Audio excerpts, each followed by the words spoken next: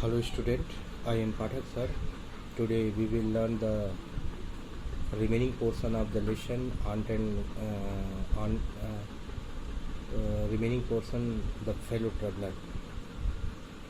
In the above paragraph, the author says that he did nothing that he had mentioned in the above paragraph. He did only ordinary things like stretching his arms and leg, put down his paper, lit his cigarette, started puffing, reading again, and it was then he became aware of the fellow traveler who was traveling with him in the compartment. When the author felt himself he was quite alone. The author realized that when a man is free in any place, he can do many more things like playing golf, playing marbles, dancing, singing, standing on his leg, and lie full length on the cushions and many other things. But the author did not think of these things. He only those that are very ordinary. उपर्युक्त paragraph में हम लोगों ने पढ़ा कि लेखक उन्हीं चीज़ों को किए जो बिल्कुल औसत दर्जे के थे। उन्होंने अपने अखबार को नीचे रख करके खड़े होकर के अंगड़ाई लिए, खिड़की से बाहर झाँक करके देखे, गोधूली बेला का अवलोकन किए और उन्होंने सिगरेट जलाया, पिया और पीते समय फिर से अपने अखबार को पढ़ने लगे। और जब अखबार पढ़ रहे थे तभी लेखक को ऐसा लगा कि इस बोगी में उनके साथ साथ एक और सहयात्री सफ़र कर रहा है। अब लेखक कह रहे हैं कि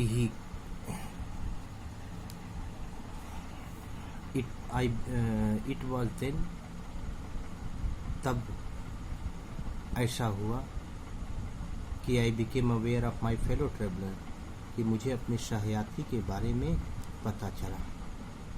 और वह सहयात्री था कौन? लेखक कह रहे हैं कि he came and sat on my nose, वह आया और आकर के मेरी नाक पर बैठ गया। He came and sat on my nose, वह आया और आकर के मेरी नाक पर बैठ गया। He was one of those wingy nippy intrepid insects that we call vaguely mosquitoes. कह रहे क्या? He was one of those, वह उनमें से एक, जिनमें से विंगी पंखों वाले, निप्पी नुकीले सूंड वाले, इंट्रिपीड इंसेक्ट्स, इंट्रिपीड निडर कीड़ों में से एक था, दैट वी कॉल वैगुअली मॉस्किटो, जिसे हम वैगुअली मॉस्किटो, जिसे हम मच्छर पुकारते हैं। मॉस्किटोज मतलब मच्छर, और वैगुअली का मतलब होता है अस्पष्ट रूप से। तो कह रहे हैं क्या कि he was one of those wingy nippy intrepid insect, वह उन पंखों वाले, नुकीले सूंड वाले और निडर कीड़ों में से एक था जिसे हम मच्छर के नाम से पुकारते हैं या मच्छर कहते हैं। I flicked him off my nose, मैंने उसे क्या किया? Flicked him off my nose, मैंने उसे अपने नाक पर से उड़ाया। And he made a tour of the compartment, और वह क्या किया? टूर ऑफ द कंपार्टमेंट, वह पूरे बोगी का मेड अ टूर, चक्कर लगाने लगा। इन्वेस्टिगेटेड इट्स 3 डायमेंशन, डायमेंशन मतलब बीमा, इसकी तीनों बीमाओं की क्या करने लगा? इन्वेस्टिगेटेड, माप करने लगा, जांच पड़ताल की। कह रहे हैं क्या? ही made a tour of the compartment, वह पूरे बोगी का चक्कर लगाया और क्या किया? इन्वेस्टिगेटेड इट्स 3 डायमेंशन, इसकी तीनों बीमाओं का माप किया। विजिटेड ईच विंडोज, हर खिड़की को देखा। विजिटेड ईच विंडो, हर खिड़की को देखा, हर खिड़की के पास गया। फ्लटर्ड राउंड द लाइट, बत्ती के किनारे फड़फड़ाया। और डिसाइडेड दैट, और यह सोच लिया, निर्णय ले लिया कि there was nothing so interesting as that large animal in the corner, कि कोने में बैठे हुए इस विशालकाय प्राणी से ज़्यादा इंटरेस्टिंग, आनंददायक, मनोरंजक देयर वाज नथिंग कुछ भी नहीं है। तो यह सोच करके ही केम एंड वह आया and had a look my नेक और मेरे गर्दन पर नजरें गड़ाई। कह रहे क्या लेखक कि he was one of those wingy nippy insects that we call vaguely mosquitoes. कह रहे हैं क्या कि यह उन पंखों वाले, नुकीले सूंड वाले और निडर कीड़ों में से एक था जिसे हम मच्छर कह करके पुकारते हैं। और I flicked him off my nose और मैंने उसे क्या किया, अपने नाक पर से भगाया। And he made a tour of the compartment, तो वह क्या किया कि पूरे बोगी का चक्कर लगाया। इन्वेस्टिगेटेड इट्स 3 डायमेंशंस, इसकी तीनों बीमाओं का माप किया। विजिटेड ईच विंडोज, हर खिड़की के पास भ्रमण किया। फ्लटर्ड राउंड द लाइट, बत्ती के किनारे फड़फड़ाया। डिसाइडेड दैट, और यह निर्णय कर लिया कि there was nothing so interesting as that large animal in the corner, कि कोने में बैठे हुए उस विशाल प्राणी, यहाँ पे दैट लार्ज एनिमल लेखक खुद को कह रहे हैं कि उस विशाल प्राणी के जैसा आनंददायक नथिंग कुछ भी नहीं है। अर्थात लेखक कह रहे हैं क्या कि उस मच्छर को लगा कि जो कोने में मैं बैठा था, जिस बर्थ पे मैं बैठा था, उससे अच्छा कोई भी मनोरंजन का साधन उसके लिए नहीं है। तो he came and had a look my neck, हुआ आया और मेरे गर्दन पर क्या किया, अपनी नज़र गड़ाई। तो यहाँ पर लेखक ने यह दिखाया कि वास्तव में जो मच्छर था, मच्छर और अपनी तुलना लेखक कर रहे हैं, और अपनी तुलना जो है मानव की बजाय जो है एनिमल से कर रहे हैं। कि लेखक जो है उस मच्छर के सामने एक विशाल जानवर की तरह मालूम पड़ रहे थे। लेखक को लगा कि उस मच्छर को लगता था कि यह कोने में बैठा हुआ व्यक्ति जो है बहुत आनंददायक है, बहुत मनोरंजक है। तो वह आकर के इनके गर्दन पर अपनी नज़रें गड़ाई। अब लेखक कह रहे हैं क्या कि आई फ्लिक्ड हिम ऑफ अगेन, मैंने दोबारा उसको उड़ाया। आई फ्लिक्ड हिम ऑफ अगेन, मैंने उसे दोबारा उड़ाया। ही स्किप्ड अवे, और वह क्या किया, स्किप्ड अवे, वह उछल पड़ा, फुदक गया, वह उछलकर दूर भाग गया, वह उड़कर दूर चला गया। और क्या करने लगा, टुक एनदर जॉन्ट, जॉन्ट मतलब होता है यात्रा करना। टुक एनदर जॉन्ट, फिर छोटी सी यात्रा करने लगा। राउंड द कंपार्टमेंट, पूरे डिब्बे का। तो पूरे डिब्बे का क्या करने लगा, एनदर जॉन्ट, दूसरी छोटी सी यात्रा की। रिटर्न, लौटा। और सीटेड हिमसेल्फ, और बैठ गया। इम्पुडेंटली, कह रहे हैं क्या कि impudently on the back of my hand, मेरे हाथ के पीछे अर्थात मेरे पीठ पर इम्पुडेंटली, जबरदस्ती यानी बेशर्मों की तरह आकर के क्या किया, बैठ गया। यहाँ पे इम्पुडेंटली का मतलब होता है बेशर्मों की तरह, ठीक है ना, जबरदस्ती जिसको कहते हैं। तो कह रहे हैं क्या कि आई फ्लिक्ड हिम ऑफ अगेन, मैंने उसे क्या किया, दोबारा उड़ाया। ही स्किप्ड अवे, वह उछल कर दूर चला गया। Took another jaunt round the compartment, bogie का फिर से चारों तरफ चक्कर लगाया। रिटर्नड, लौटा। And seated himself impudently on the back of my hand, और सीटेड हिमसेल्फ इम्पुडेंटली, और बेशर्मों की तरह आकर के मेरे पीठ पर क्या किया, हाथ के पीछे अर्थात पीठ पर बैठ गया। यहाँ पे इम्पुडेंटली का अर्थ जो है आप यहाँ पर भी देख सकते हैं, इम्पुडेंटली यानी धृष्टतापूर्वक, यहाँ पर लिखा हुआ है इम्पुडेंटली। यहाँ पर आपके वर्ड जो दिए गए हैं आप इनको देखते चलिएगा, क्योंकि यह इम्पोर्टेंट वर्ड्स हैं जो आपके जो है क्वेश्चन आंसर करते समय जो है आपको आसान रहेंगे। यहाँ पर है स्किप्ड का मतलब देखिए उछल गया, यानी स्किप्ड के साथ हवे लगाया है, यानी उछल कर दूर चला गया। इम्पुडेंटली का मतलब ज़बरदस्ती, धृष्टतापूर्वक, यहाँ पे र्यूडली सिनोनिम्स है, यानी वह क्या किया, बेशर्मों की तरह आकर के ज़बरदस्ती बैठ गया। अब जब बैठ गया तो it is enough I said, अब लेखक कह रहे हैं क्या कि आई गॉट एंग्री। लेखक कह रहे हैं क्या, मैं तो नाराज़ हो गया उसके व्यवहार से। लेखक जो है पूरी तरह से खिन्न हो गए और कह रहे हैं क्या कि मैंने कहा, क्या कहा कि इट इज़ इनफ, हद हो गई। मैग्नेनिमिटी हैज इट्स लिमिट, कह रहे हैं क्या कि मैग्नेनिमिटी हैज इट्स लिमिट, उदारता सहिष्णुता की भी अपने दायरे होते हैं। मैग्नेनिमिटी का मतलब होता है टेम्परामेंट, ठीक है ना। जेनरसिटी, उदारता की भी अपनी हद होती है, ठीक है। उदारता का मतलब लोग कहते हैं कि सहिष्णु होना चाहिए व्यक्ति को, जो है प्रिजर्वेंस जो है। तो मैग्नेनिमिटी का मतलब सहिष्णुता की भी अर्थात सहने की भी अपनी एक सीमा होती है। Magnanimity has its limit. कह रहे हैं क्या कि उदारता सहिष्णुता यानी सहने की भी अपने जो है लिमिट्स होते हैं, दायरे होते हैं।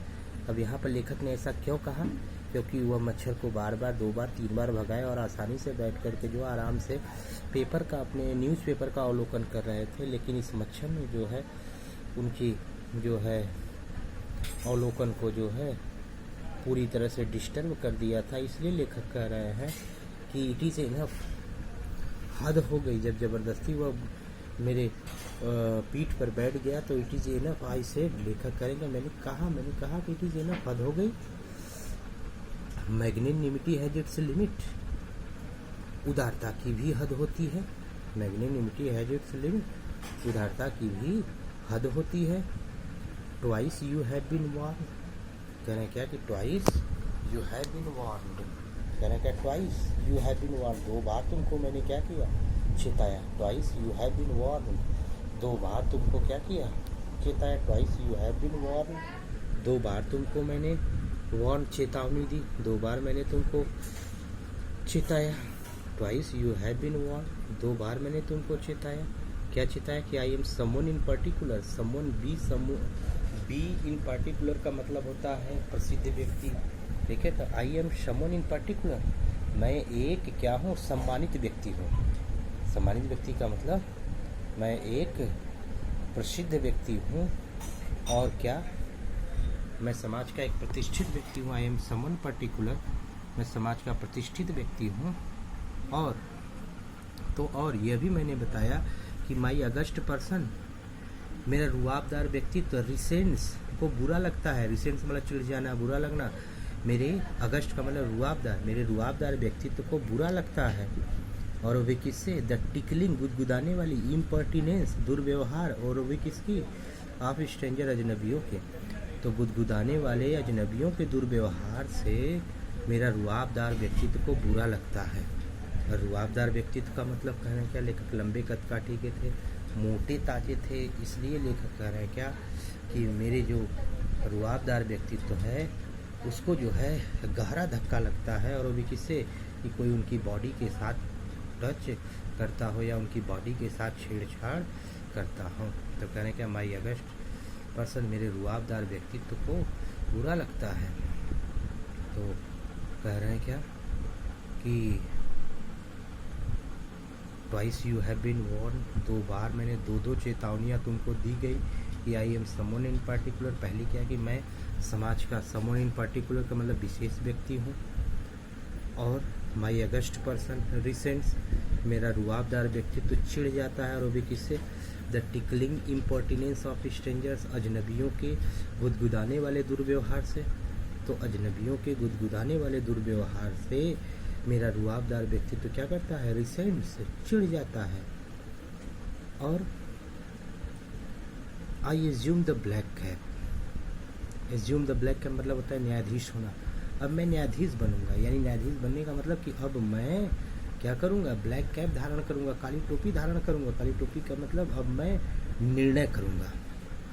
आई कंडेम यू टू डेथ, और निर्णय में मैं आपको क्या करता हूँ, कंडेम यू टू डेथ, मैं तुमको मौत की सज़ा सुनाता हूँ। Condemn you to death, condemn to death का मतलब होता है मौत की सज़ा। मैं तुमको मौत की सज़ा मुकर्रर करता हूँ। अब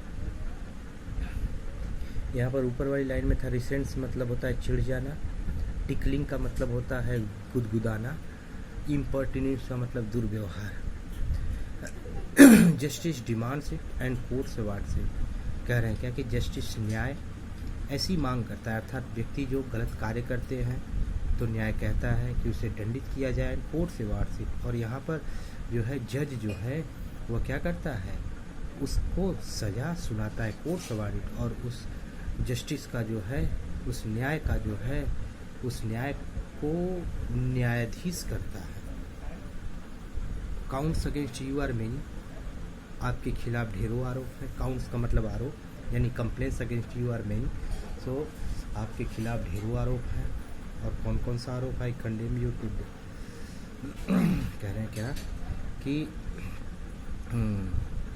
counts against you are many, आपके खिलाफ ढेर सारे आरोप हैं। और कौन कौन सा आरोप है? कि यू आर वैगरान, तुम आवारा हो।